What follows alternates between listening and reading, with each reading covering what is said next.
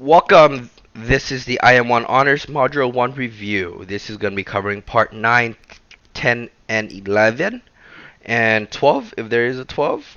Okay, we have part 9 here. It says two numbers of sequence is shown below. Right, and what they ask us to do is Ashley believe the sequence is arithmetic. George believe the sequence is geometric. Okay. Right, you have here the arithmetic starts at 2, then the second term is 8, the geometric is 2, then it starts with 8. Okay? You want to fill the next term in, so to find the arithmetic, you need the common difference, so I get the common difference, then I add the common difference to each term. So it becomes 2 plus 6 is 8, plus 6 is 14, plus 6 is 20. That is how I get the geometric sequence of 2, 8, 14, and 20. Next, to find the geometric sequence, you have to find the common ratio. 8 divided by 2 is 4. So the geometric sequence is multiplying by 4 to each term. 2 times 4 is 8. 8 times 4 is 32. Times 4 is 128. So it should be 2, 8, 32, and 128. Notice that there is no 32, 128 here because it was an error when I was creating the test. I apologize, but again, the geometric should be 2, 8, 32, 128. You are multiplying the common ratio each time to get to the next term.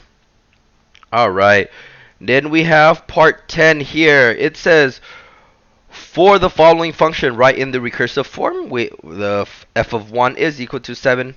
F of n is equal to the previous term minus 2.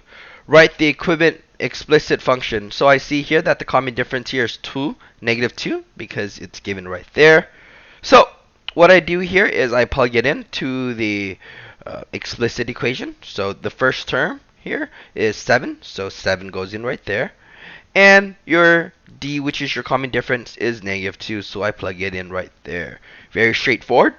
Realize the formula and plug in your first term and your common difference. Next one, again, the first term is 7. I realize that the common difference here is negative 3. I get that from the recursive equation. Plug that into the equivalent explicit function. Common difference is negative 3. Okay, that is the explicit function. Plug that in, you get f of n is equal to 5 minus 3 times the previous function. There you go. Next, we have number 11. Right, number 11. Isabel starts training running 2 miles in 1 hour. Isabel records of how far she runs in every single hour for 2 weeks. Okay, so she starts there at 2 miles, then she runs 2.04 the first week, then she runs 2.0808 in her second week. Okay, so it looks like it's going up but not consistently, so I'm gonna guess it's geometric. It says a growth rate, so again I'm gonna see if it's arithmetic or geometric. In our case, I tried geometric first. I saw that the common ratio is 1.02. Okay, how I got that? I did 0.04 divided by 2 gets me 1.02. So I see that it is greater than 1, so I know that that is a growth. Okay, so that makes sense. I do not put 1.02 as her growth rate. I put 2% as her growth rate. Alright, because the 1.02 is only for the equation. That's how you get it to grow. But her rate is just really 2% faster. Okay.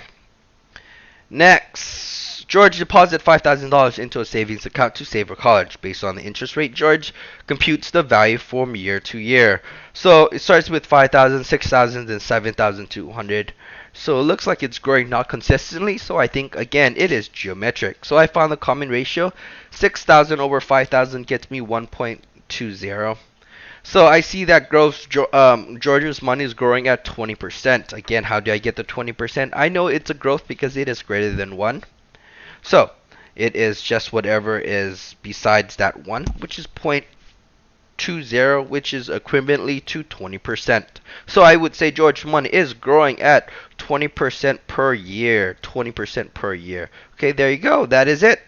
11 is the last one. So there you go. Those are all your solutions.